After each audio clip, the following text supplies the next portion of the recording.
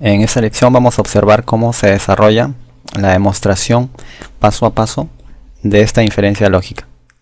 Me pidieron desarrollar este ejercicio solamente con 4 leyes de inferencia: el modus ponens, el modus tollens, el modus tollendo ponens y la ley del silogismo hipotético.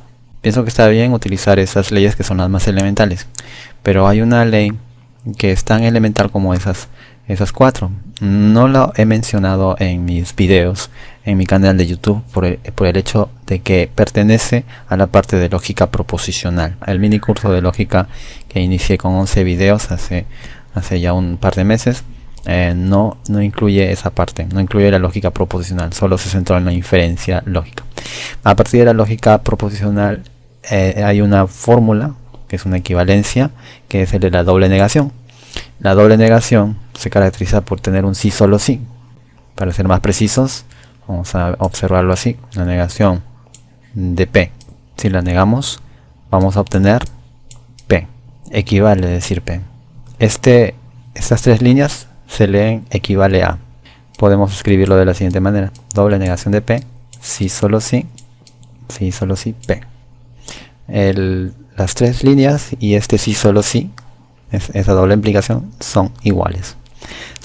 Y entonces, si es sí solo sí, significa que la doble negación de P implica P y que P implica la doble negación de P.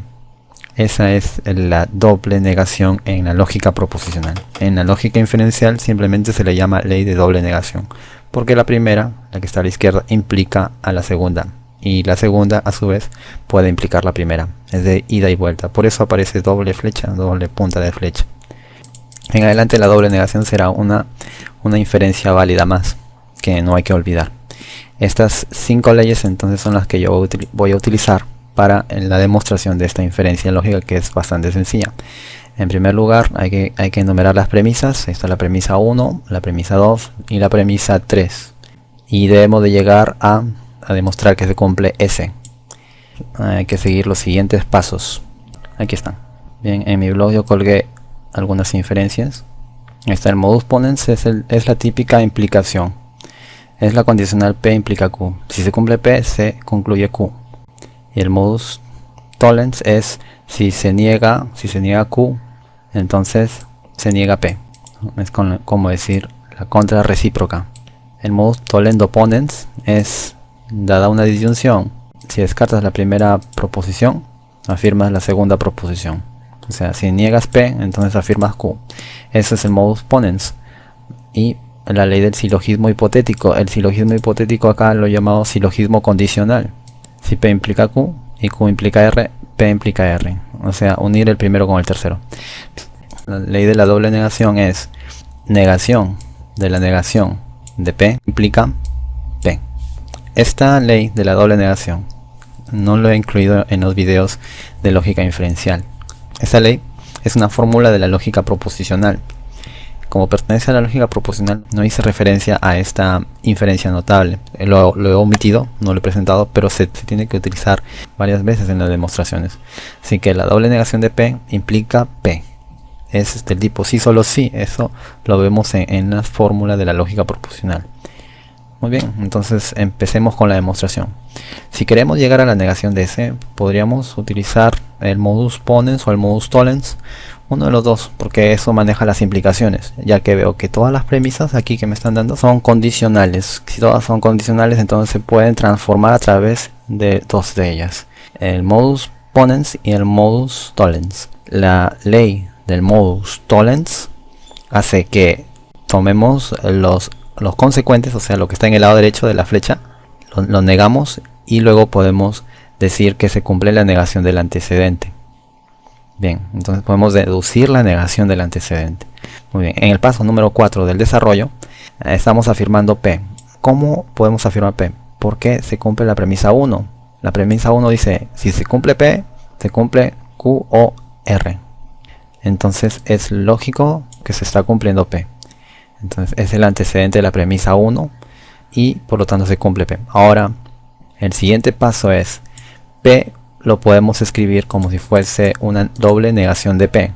P lo podemos escribir como una doble negación de P de acuerdo a la ley de la doble negación. Y luego Luego, si se está cumpliendo negación de P, podemos observar de que negación de P lo tenemos aquí. Negación de P, lo estamos observando claramente que se está negando el consecuente. Si negamos el consecuente, debemos de negar el antecedente. De hecho, lo tenemos aquí en el siguiente paso, ahí lo vemos. Si negamos la negación de P, debemos de negar inmediatamente al antecedente, al lado izquierdo de la premisa 2. Muy bien, ya lo tenemos. Estamos aquí. ¿Qué pasa si tenemos negación de Q? Aquí vemos Q o R. Si negamos Q, ¿qué es lo que debemos de afirmar? Aplicamos la ley de ¿quién? La ley del Tollend-Opponens. La ley de Tollend-Opponens hace que de la disyunción uno de ellos se tenga que descartar. Aquí estamos descartando la proposición Q. Entonces nos quedaríamos con R. A ver, ahí está. Q o R se está afirmando ya que se está cumpliendo P.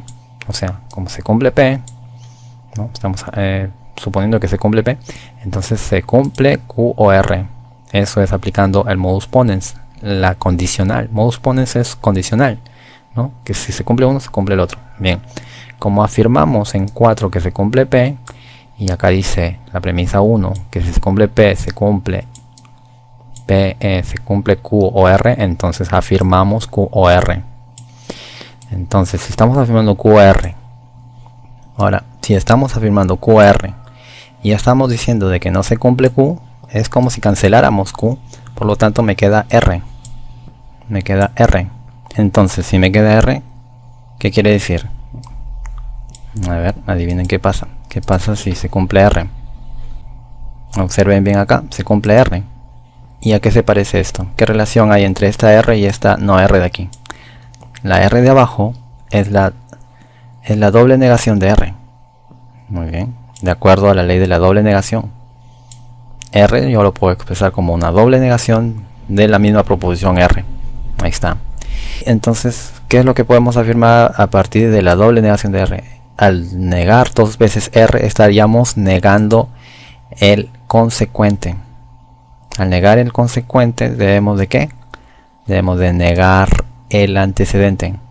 Negar el antecedente es escribir negación de S. Y listo. Esto era lo que se quería demostrar. Bien, cualquier pregunta acerca de la demostración de esto, ya saben, pueden escribirlo a la sección de comentarios o enviarme un mensaje. Bien, ya está demostrado así el ejercicio. Es muy sencillo ese ejercicio de... Vamos con el ejercicio número 1.25, que es aún más fácil. Si se cumple esta premisa 1, esta premisa 2, esta premisa 3, demostrar que se cumple negación de R.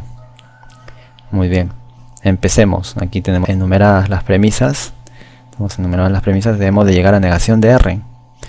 Para llegar a la negación de R, debemos lógicamente tomar la premisa 3, ya casi al final. Pero, ¿cómo llegar a la premisa 3? ¿Y qué pasa con estas dos? Las dos primeras premisas. ¿Qué observamos de ahí? ¿A qué me hace pensar eso? La premisa 1 dice P implica Q y la segunda dice negación de Q. Eso me hace recordar mucho a quién, a una ley sencilla. O sea, cuando tienes P implica Q y estás negando Q, significa que estás negando el consecuente. Si niegas el consecuente, debemos de deducir la negación del antecedente. ¿De acuerdo? Debemos de deducir la negación de P. Aquí lo tenemos. Estamos negando P por el modus tollens aplicado a quién, entre 1 y 2. Entre 1 y 2. ¿Qué más sigue?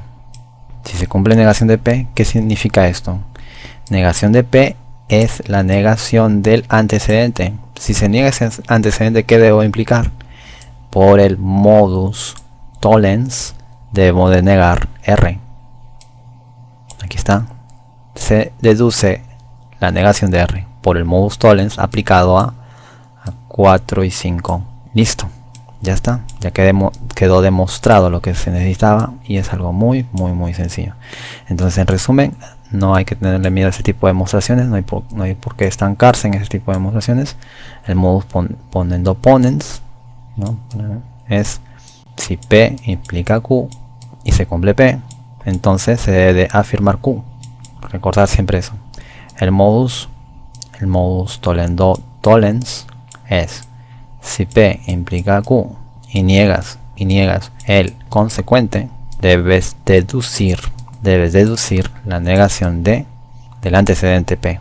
Y el modus tollendo ponens es una especie de descarte de datos, es decir, dada la disyunción de P o Q, si niegas uno de los dos, por ejemplo el primero, entonces debes de deducir el segundo. Esto es el modus tollendo ponens. El silogismo hipotético es más fácil de recordar. Si P implica Q y Q implica R, entonces P implica R. Es algo muy fácil de recordar, ¿no?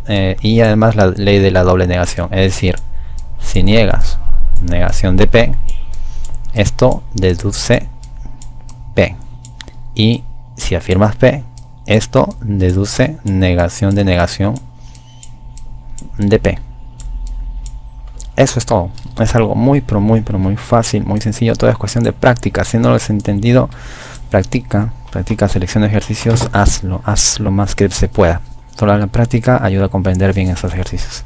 Recordar siempre que hay un proverbio chino que dice: dime algo y lo olvidaré, enséñame algo y lo recordaré, hazme partícipe de algo y lo aprenderé. Muy bien, eso significa que solo a través de la práctica, solo haciendo, se puede aprender haciendo.